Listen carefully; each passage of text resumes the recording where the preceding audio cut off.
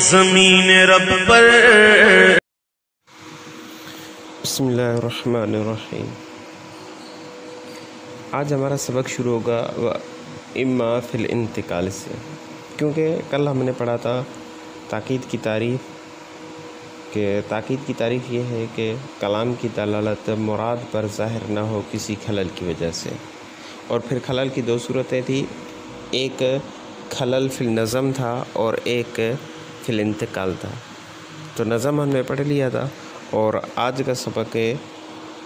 جو وہ خلل جو انتقال میں پایا جائے، اور اس کی مثال دی ہے جیسا کہ سأطلب بعد الدار عنکم لتقربوا وتسکب عینای الدموع لتجمدا۔ اس شعر میں آنکھوں کا خشک ہونا، آنکھوں کے خشک ہونے، یہ کنایا ہے آنکھوں کے بخل سے، کیونکہ اس شعر میں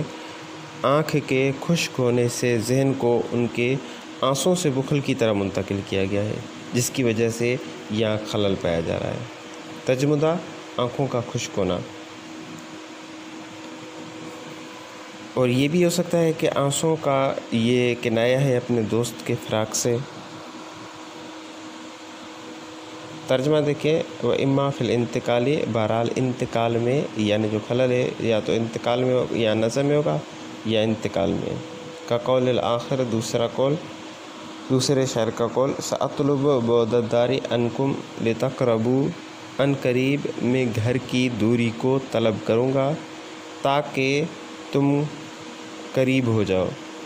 وتسکب عینای الدموع لتجمدا، اور بہائیں گی میری دونوں آنکھیں آنسوں کو تاکہ وہ خشک ہو جائیں۔ فإن الانتقال من جمود العین الی بخلها بالدموع، کیونکہ آنکھ کے خشک ہونے سے اس کے بخل کی طرف انتقال۔ دوبارہ ترجمہ سنیں، کیونکہ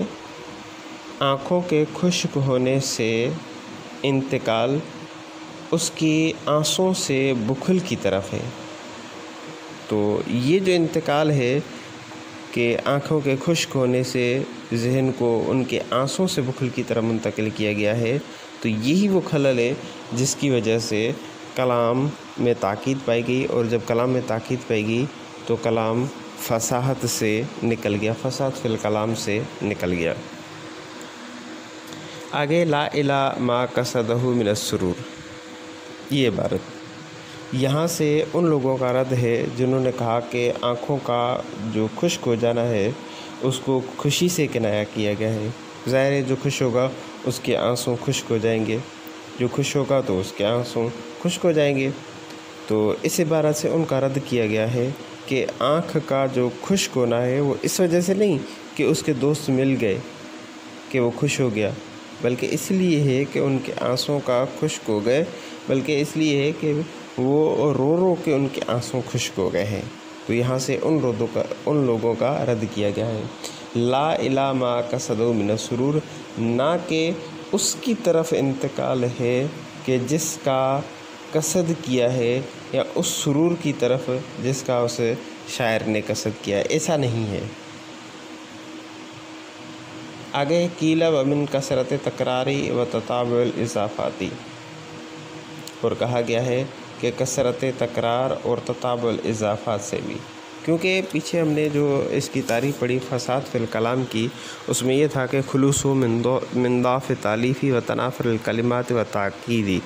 تو بعض لوگوں کا یہ کہنا ہے کہ اس کے ساتھ ساتھ یہ بھی آگے اس کی تعریف میں ہے ومن کثرت تکراری و تتابع الاضافاتی،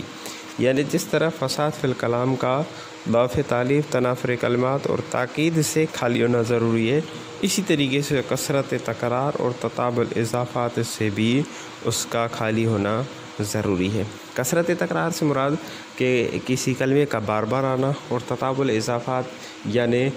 مضاف پھر مضاف پھر مضاف پھر مضاف الیہ، یعنی بہت زیادہ اضافتیں پہ در پہ اضافتیں ہوں۔ تو کثرت تکرار کی جو پہلی مثال دی ہے، جیسا کہ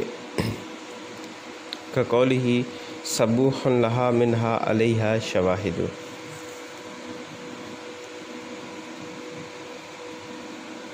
کہ اس میں کثرت تکرار پایا جا رہا ہے کہ لہا ایک ضمیر، منہا دوسری ضمیر، علیہا تیسری ضمیر، یعنی یہ کثرت تکرار پایا جا رہا ہے۔ تو اس کا ترجمہ یہ کہ صبوحن کہتے ہیں تیز رفتار گھوڑی کو، اور لہا منہا ہا علیہا یہ سب ضمیریں اس گھوڑی کی طرف ہی راجع ہے۔ اس کا ترجمہ یہ ہے کہ وہ ایسی تیز رفتار گھوڑی ہے کہ اس کے لیے اسی میں سے، یعنی اسی کی ذات میں سے اس پر گواہ ہیں۔ اور جو دوسری کہتی کہ اس سے بھی فساد فی الکلام کا خالی ہونا ضروری ہے، وہ ہے تطابع الاضافاتی، جیسا کہ حمامت جرآ حومت الجندلی اس جائی۔ تو یہاں پر دیکھیں حمامت مضاف ہے، جرآ پھر مضاف ہے، حومتی پھر مضاف ہے، اور الجندلی یہ مضاف الیہ ہے۔ تو یہ تطابع الاضافات یعنی پے در پہ مضافوں کا آنا، مضاف الیہ کا آنا، یہ ایسا ہے کہ اس میں فساد فی الکلام سے یہ کلام نکل جائے گا۔ تو حمامت کہتے ہیں کبوتری کو، اور جرآ کہتے ہیں پتھریلی زمین کو، ریتیلی زمین، اور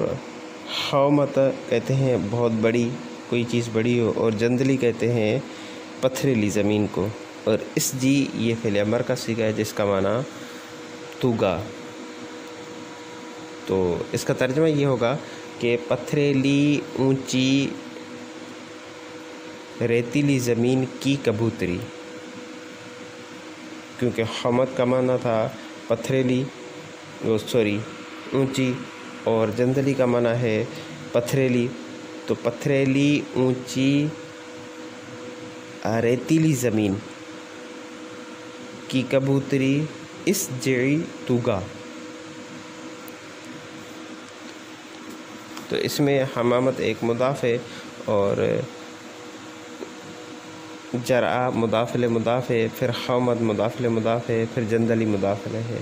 تو یہ تین مضاف ہیں اور تین مضاف الیہ استعمال ہوئے ہیں، جس کی وجہ سے زبان پر شکل پیدا ہو رہا ہے۔ تو اس لیے کہا کہ فساد فی الکلام میں یہ دونوں قید بھی لگانی چاہیے تھی، کثرت تکرار اور تطابع الاضافات سے بھی اس کا خالی ہونا ضروری ہے۔ وفیہ نظر، اس میں نظر ہے، یعنی یہ جو ہے یہ قابل غور بات ہے کہ یہ جو چیز ہے کہ ان سے خالی ہونا بھی ضروری ہے، تو اس میں نظر ہے، یعنی اس میں ایک اعتراض ہے کہ یہ اس سے خالی ہونا ضروری نہیں ہے کہ کثرت تکرار تطابع الاضافات یہ دونوں ضمناً تنافر میں پائی جاتی ہیں، تو جب کلام تنافر سے خالی ہوگا تو یقینی طور پر ان سے بھی خالی ہوگا۔ باقی دوسرا اس کا جواب یہ بھی ہو سکتا ہے کہ کثرت تکرار اور تطابع الاضافات یہ کلام میں